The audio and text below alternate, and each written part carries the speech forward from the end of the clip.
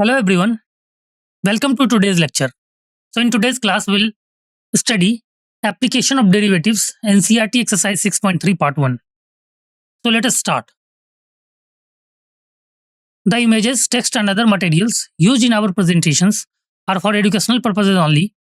We respect the intellectual property rights of the original creators and owners. If you are the owner and have any concerns or issues, please contact us at sathi@iitk.ac.in and we shall remove the content immediately. Please note that parts of the content may have been generated using generative AI, which is experimental. So let us start now. So in today's lecture, we will study NCERT exercise 6.3 and we will try to cover question number 1 to 11. So let us start now. So NCERT exercise 6.3 question number 1. Find the maximum and minimum values, if any, of the following functions given by.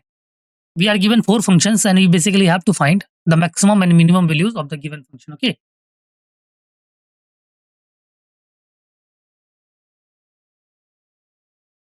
So you have some times to solve or think about this question. After that, we will move to the solution part. Okay.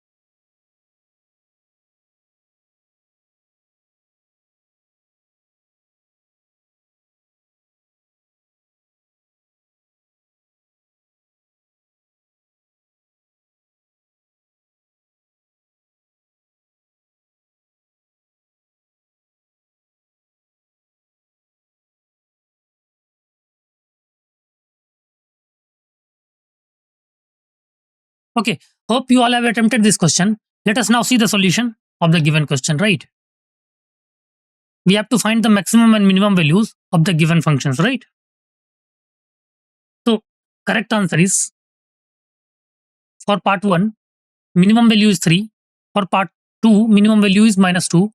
For part 3, maximum value is 10. And for part 4, neither minimum nor maximum value, right? Let us see the solution, right? First, the given function is basically fx equal to 2x minus 1 whole square plus 3, right? Given function is fx equal to 2x minus 1 whole square plus 3. We know that the square of any real number is always 0 or positive, right? We know that the square of any real number is always 0 or positive, okay? So the term 2x minus 1 whole square will always be greater than or equal to 0, right? So we can say that the term 2x minus 1 whole square will always be greater than or equal to 0, right? So we can say that 2x minus 1 whole square will always be greater than or equal to 0 for every x belongs to real, okay? Right.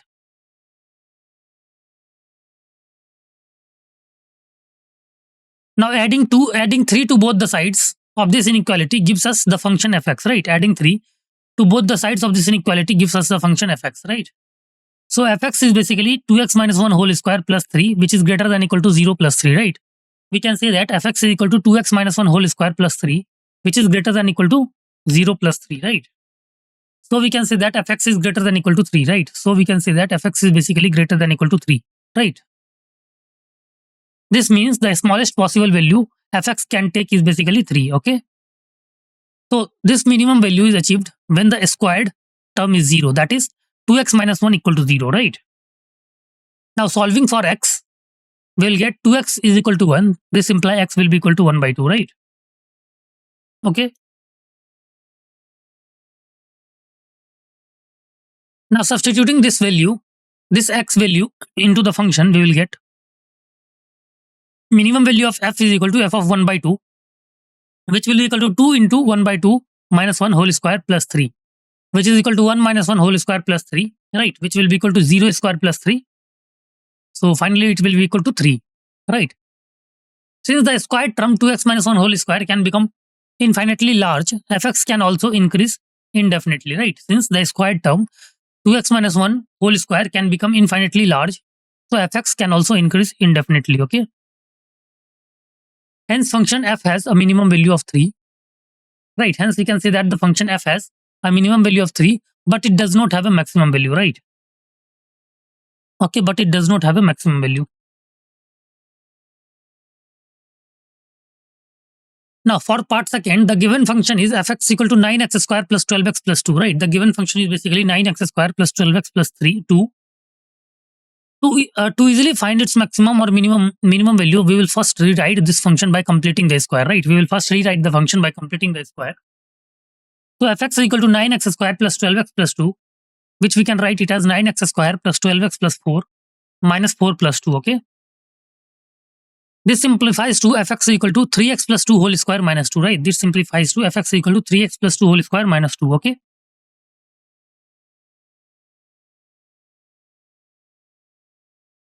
Now just like in part 1, the square of any real number is always 0 or positive. The square of any real number is always 0 or positive. So we can say that 3x plus 2 whole square is greater than or equal to 0 for every x belongs to real, right?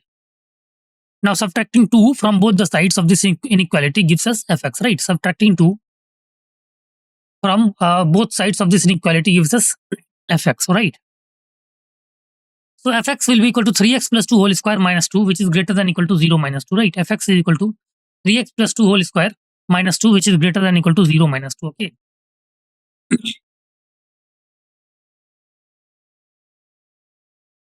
So we can say that fx is greater than or equal to minus 2, right? We can say that fx should be greater than or equal to minus 2, right?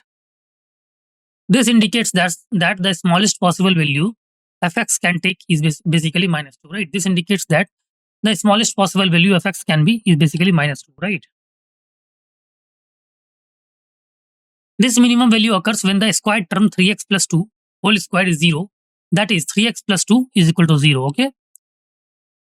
Now solving for x, 3x is equal to minus 2. This implies x is equal to minus 2 by 3, okay?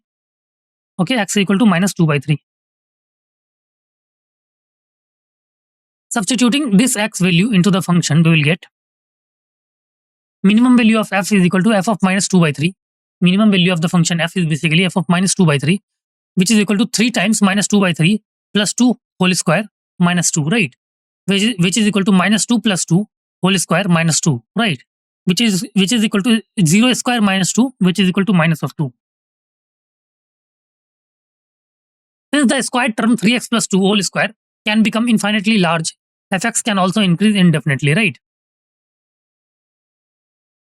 Hence, function f has minimum value of -2, but it does not have a maximum value, right? Hence, we can say that the function f has minimum value -2, but it does not have a maximum value, okay? Right.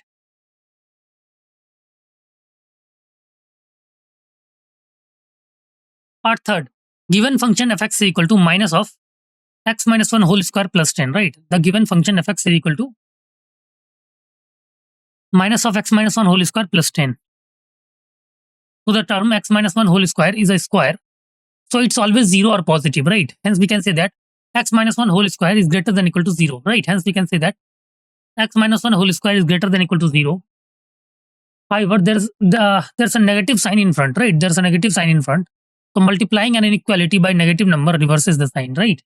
Multiplying an inequality by a negative number reverses the sign. Hence we can say that minus of x minus 1 whole square will be basically less than equal to 0 for every x belongs to real, right? For every x belongs to real. Okay. Adding tan to both the sides of this inequality gives us fx, right? Adding tan to both the sides of this inequality gives us fx, okay? So fx is equal to minus of x minus 1 whole square plus 10. Fx is equal to minus of x minus 1 whole square plus 10, which is less than equal to 0 plus 10, right? So we can say that fx is basically less than equal to fx is basically less than equal to 10, right? This means the largest possible value fx can take is basically 10, right? This means that the largest possible value fx can take is basically 10, right? Okay. So this maximum value is reached when the term minus of x minus 1 whole square is at its largest possible value, which is 0, right? This maximum value is basically reached when the term minus of x minus 1 whole square is at its largest possible value, which is 0. So this happens when x minus 1 whole square is 0. That is, x minus 1 should be equal to 0, right? Now solving for x, we will get x is equal to 1, right? Solving for x, we will get x equal to 1. Okay.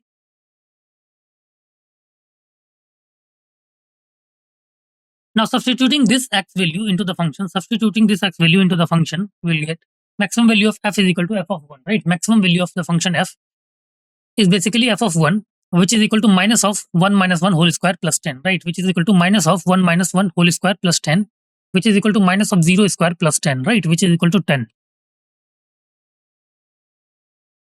Since the term minus of x minus 1 whole square can become infinitely negative, right? Very large negative number. So fx can decrease indefinitely, right? So we can say that fx can decrease indefinitely. Hence function f has a maximum value of 10, but it does not have a minimum value, right? And hence we can say that function f has a maximum value of 10, but it does not have a minimum value, okay? Right.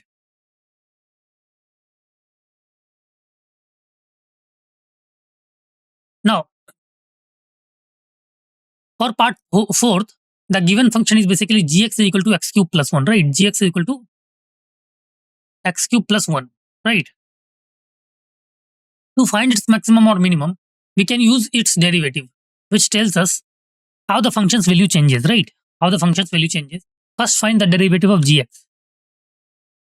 So g dash x will be equal to d upon dx of x cube plus 1, which is equal to 3x square, right? Now let's analyze the derivative g dash x equal to 3x square, right? Let's analyze the derivative g dash x equal to 3x square. Okay. We know that x square, the square of any real number, is always 0 or positive. So we can say that x square is greater than equal to 0, right?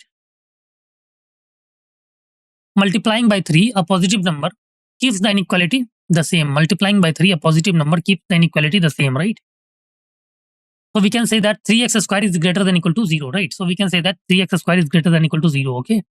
So g dash x is basically greater than equal to 0 for all values of x belongs to real, right? So we can say that g dash x is basically greater than equal to 0 for all x belongs to, for all values of x belongs to real, right? Okay.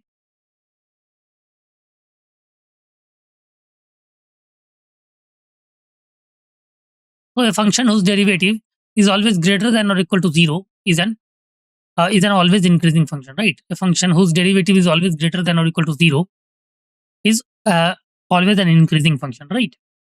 This means its graph continuously moves upward as x increases, right? Hence we can say that its graph continuously moves upward as x increases, right?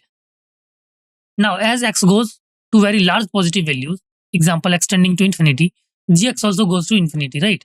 As x goes to very large positive values, example x tending to infinity, we can say that gx also goes to infinity, right? Now, as x goes to very large negative values, example x tending to negative infinity, gx also goes to negative infinity, right? Gx also goes to negative infinity.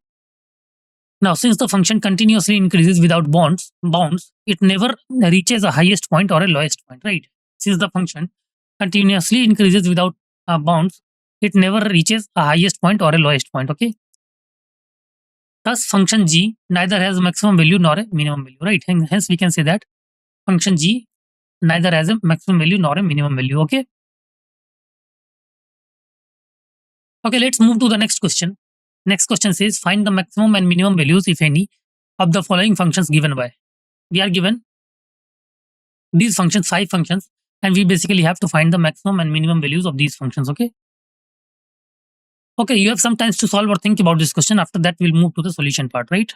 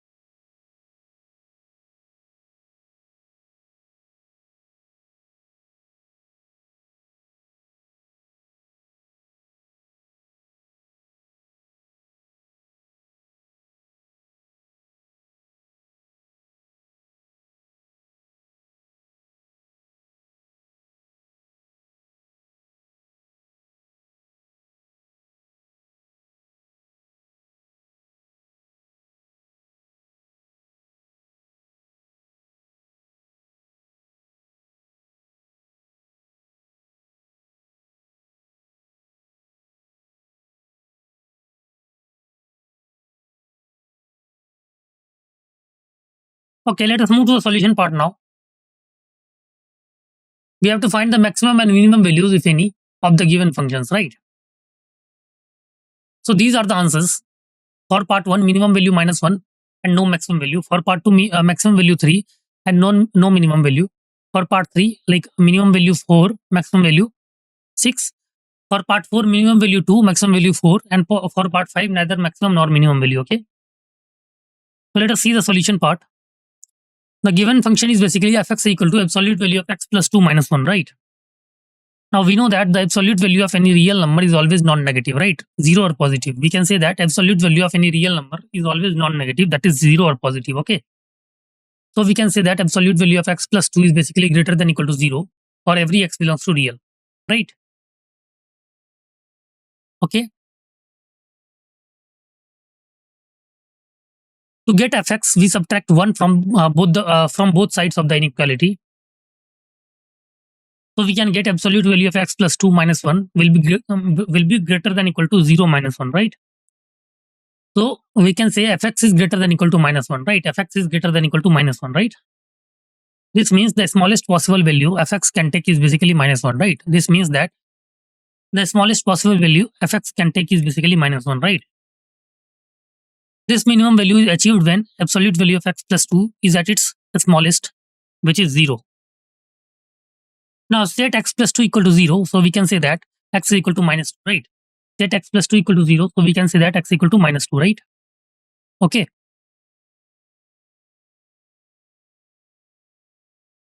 Now substituting x equal to minus 2 into the function, we can say that minimum value of f is equal to f of minus 2. Minimum value of f is equal to f of minus 2, which is equal to absolute value of minus 2 plus 2 minus 1, which is equal to absolute value of 0 minus 1, right? Which is equal to minus of 1, okay? Since absolute value of x plus 2 can becomes infinitely large, so fx also increases indefinitely, right? Fx also increases indefinitely, okay? Hence the function f has a minimum value of minus 1, but it does not have a maximum value, right? Hence we can say that the function f has a minimum value of minus 1, but it does not have a maximum value, okay? Okay, so we were studying like part 2. The given function is basically gx equal to negative of absolute value of x plus 1 plus 3, right? Now we know that the absolute value of any real number, we know that the absolute value of any real number is non-negative, right? So absolute value of x plus 1 is basically greater than equal to 0, right? Hence we can say that the absolute value of x plus 1 is basically greater than equal to 0, okay? When we multiply by a negative sign, the inequality direction reverses, right? When we multiply by a negative sign, the inequality direction reverses, okay? So we can say that negative of x plus 1 is less than equal to 0 for every x belongs to real, right? So we can say that negative of x plus 1 less than equal to 0 for every x belongs to real, okay? To get gx, we add 3 to both the sides of the inequality, right? To get gx, we add 3 to both the sides of inequality, right?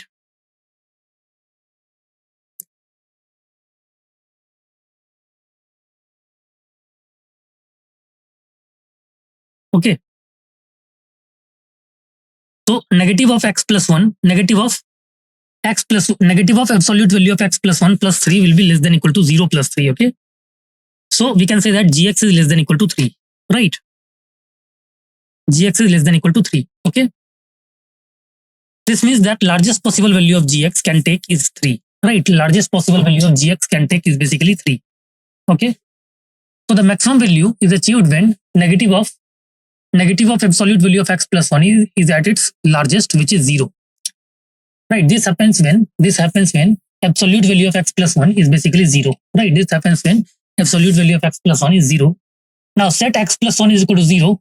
Set x plus 1 equal to 0. So x will be equal to minus 1, right? So x will be equal to minus 1. Okay.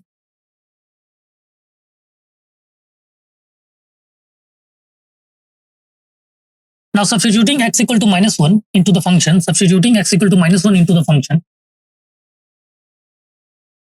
maximum value of g is equal to g of minus 1. Maximum value of g is equal to g of minus 1, which is equal to minus of minus 1 plus 1 plus 3, right? Which is equal to minus of absolute value of 0 plus 3, which will be equal to 3, right?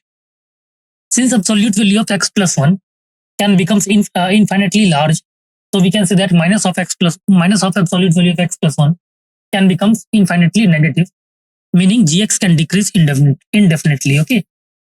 Hence the function g has a maximum value of 3, but it does not have a minimum value, okay?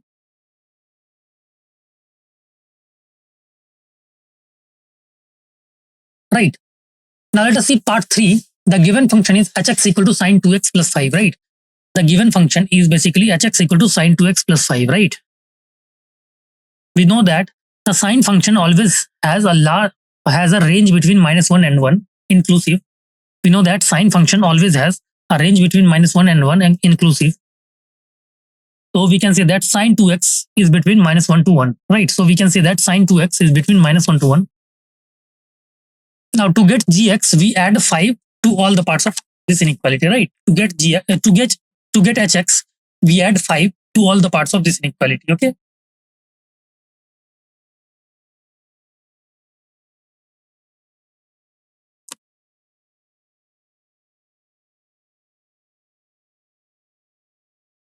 Right. So we can say that sine 2x is between -1 plus 5 to 1 plus 5, right? So we can say that sine x is between -1 plus 5 to 5. Sine 2x plus 5 is between -1 plus 5 to 1 plus 5. Okay.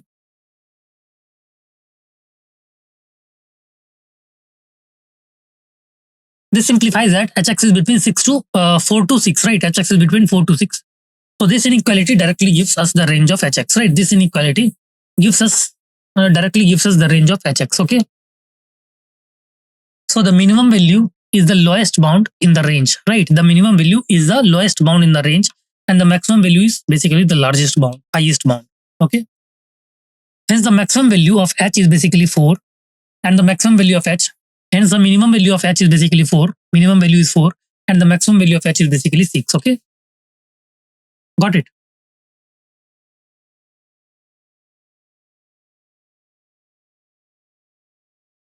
Now let us see part 4. Part 4 says the given function is basically fx is equal to absolute value of sine 4x plus 3, right? Fx is equal to absolute value of sine 4x plus 3. So first, let's consider the expression inside the absolute value, which is sine 4x plus 3. We know the range of sine function, right? Right, we know the range of sine function. So sine 4x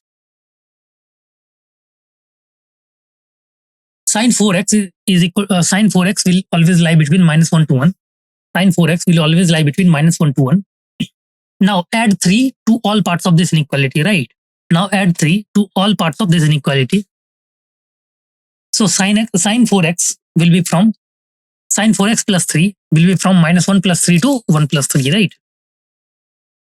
This simplifies to sine 4x is between sine 4x plus 3 will lie between 2 to 4, okay?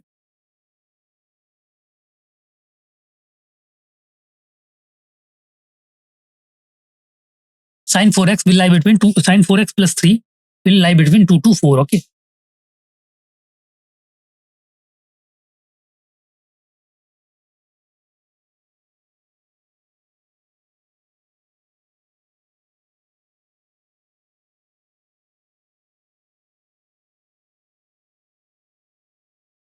Now since the expression sine 4x plus 3 is always positive, it's between 2 and 4. Taking its absolute value will not change its range, right? Taking its absolute value will not change its range, okay? So the absolute value of a positive number is just the number itself. Absolute value of a positive number is basically just number itself. So we can say that absolute value of sine 4x plus 3 will always between 2 to 4, right? So we can say that like absolute value of sine 4x plus 3 will lie between 2 to 4, right? Absolute value of sine 4x plus 3 will lie between 2 to 4. Okay. This inequality directly gives us the range of fx. So the minimum value is the lowest bound of the range, and the maximum value is basically the highest bound of the range. Okay. And the minimum value of f is basically 2, and maximum value of f is basically 4, right?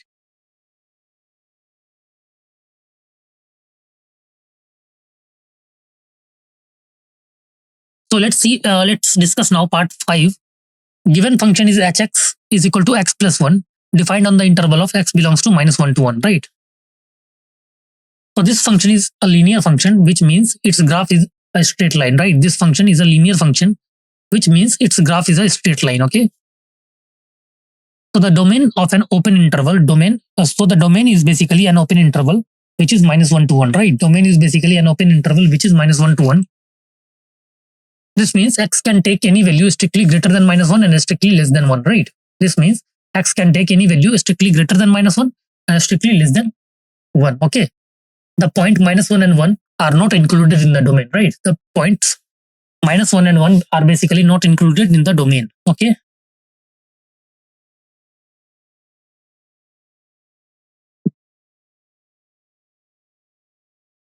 Let's consider what happens as x approaches the boundaries of the interval, right?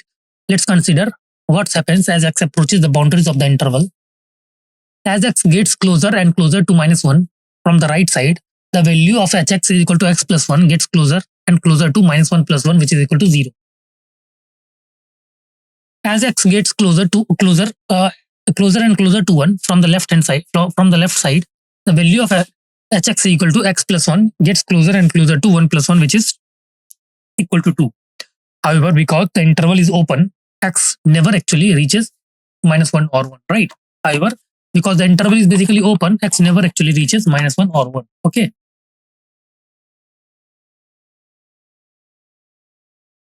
Therefore, hx never actually reaches 0 or 2. Got it?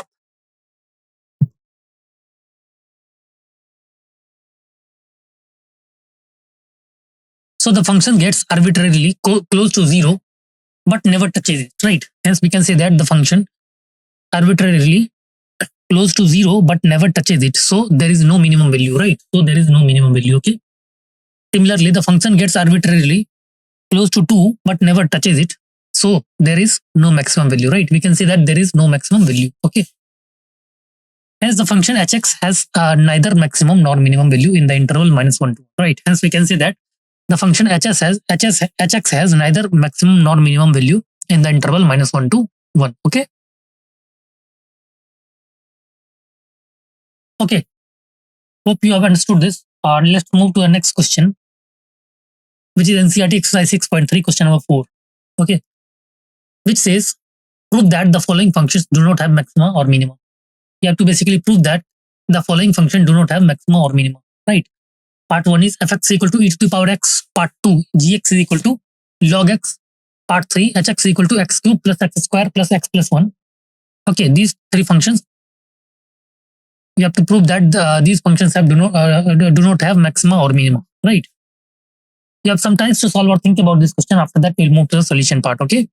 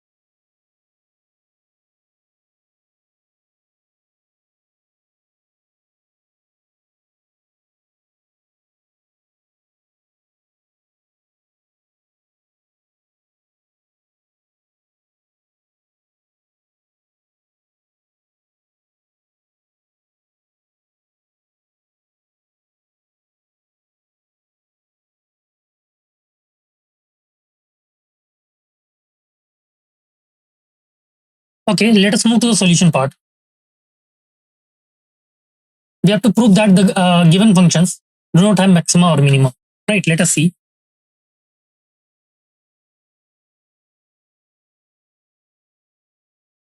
Let us see the solution part. Part 1, the given function is fx equal to e to the power x, right? Part 1 is the given function is basically fx equal to e to the power x. To find the local maxima or minima, we first find the first derivative of the function, right? So f dash x will be equal to d upon dx of e to the power x, right? F dash x is equal to d upon dx of e to the power x, which is equal to e to the power x, right? Next, we look for critical points by setting the first derivative to 0. So f dash x will be equal to 0. This implies e to the power x equal to 0, right?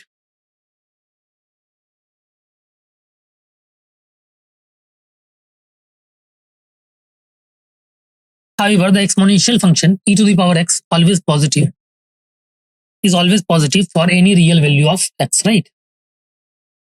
It never equals 0. Therefore, there is no real value of x for which f dash x equal to 0, right? Therefore, we can say that there is no real value of x for which f dash x equal to 0, right? Since there are no critical points, the function fx equal to e to the power x does not change its monotonic behavior. It is always increasing, right? And therefore does not have any local maxima or minimum, okay? Hence, function fx equal to e to the power x does not have maxima or minimum, right? Hence, we can say that the function fx is equal to e to the power x does not have maxima or minimum, okay?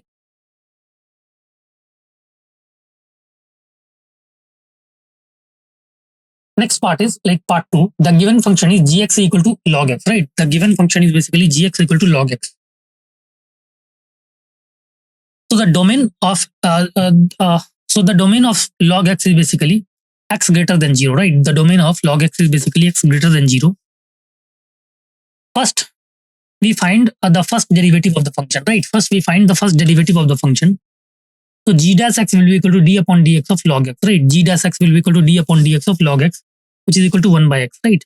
Next, we look for critical points by setting the first derivative to 0, right? Next, we look for critical points by setting the first derivative to 0, okay? So g dash x will be equal to 0. This implies 1 by x is equal to 0, right? G dash x equal to 0. This implies 1 by x is equal to 0, okay? However, 1 by x can never be equal to 0 for any finite value of x, right? However, 1 by x can never be equal to 0 for any finite value of x, right?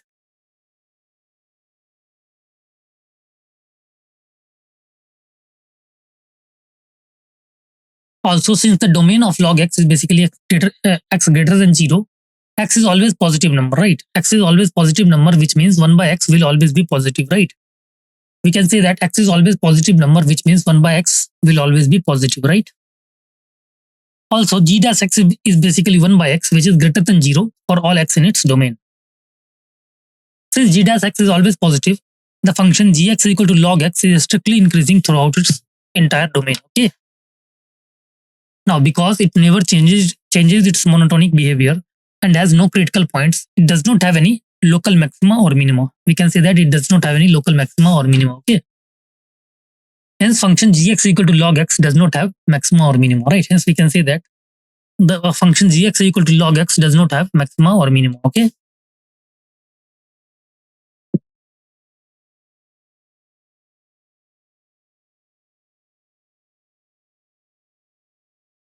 Now, part 3, the given function is hx equal to x cube plus x square plus x plus 1, right? The given function is x cube plus x square plus x plus 1. First, we find the first derivative of the function, right? First, we find the first derivative of the function. So h dash x will be equal to d upon dx of x cube plus x square plus x plus 1, which is equal to 3x square plus 2x plus 1, right? Next, we look for critical points by setting the first derivative to 0. So h dash x equal to 0, this implies 3x square plus 2x plus 1 is equal to 0, right? This is a quadratic equation. To determine if it has any real roots, we can calculate its discriminant, that is delta is equal to b square minus 4ac. Here a is equal to 3, b is equal to 2, and c is equal to 1. So delta will be equal to 2 square minus 4 into 3 into 1, which is equal to 4 minus 12 is equal to minus 8. right?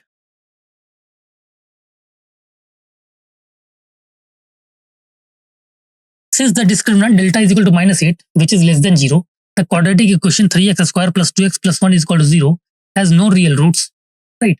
So its roots are complex. This means there is no real root of x for which h dash x is equal to 0, okay? Therefore, the function hx has no critical points, right? Therefore, we can say that the function hx has no critical points.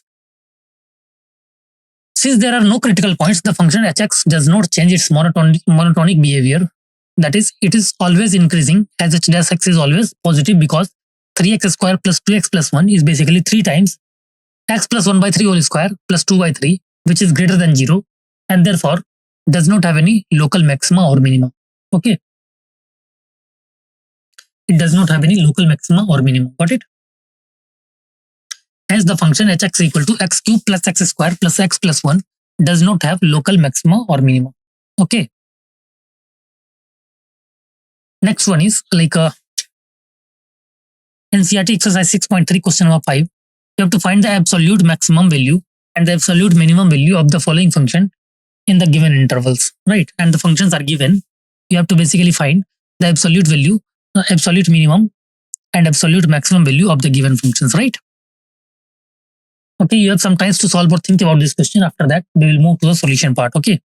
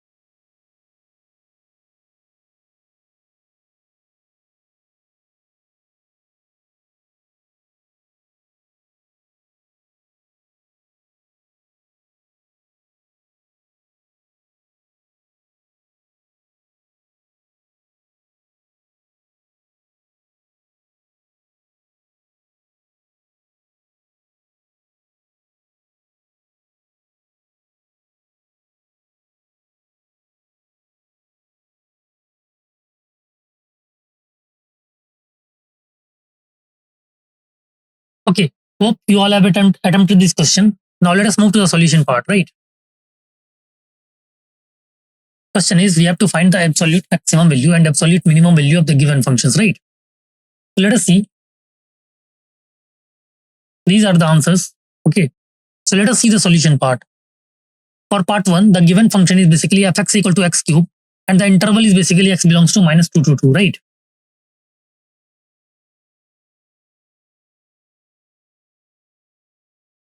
To find the absolute maximum and minimum values, we first find the first derivative of the given function. Right, f dash x will be equal to d upon dx of x cube, which is equal to 3x square, right? Next, we set the first derivative to 0 to find the critical points within the given interval, okay? Now, f dash x equal to 0, this implies 3x square is equal to 0, right? So, x is equal to 0, okay? The critical point x equal to 0 lies in the interval -2 to 2, okay?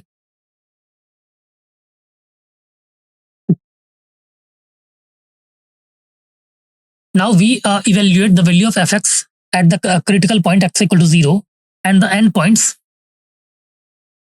of the interval, which are x equal to -2 and x equal to 2, right? At the critical point x equal to 0, f0 is equal to 0 cube, which is equal to 0, right? f0 is equal to 0 cube, which is equal to 0, okay? So at the left end point, x is equal to -2, right? At the left end point, x is equal to -2. So f of -2 will be equal to minus of 2 whole cube is equal to -8, right? Now at the right end point, x equal to 2. At the right end point, x equal to 2, okay? So f of 2 is equal to 2 cube, which is equal to 8, right? Now by comparing these values, we can determine the absolute maximum and minimum values, right?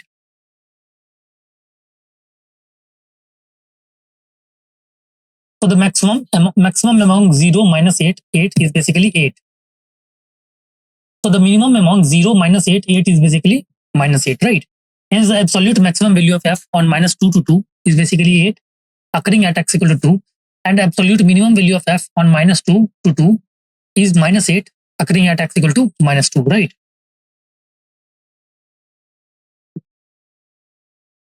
Okay. So by the similar way, we can easily solve all the parts, right? Hope you understood today's lecture.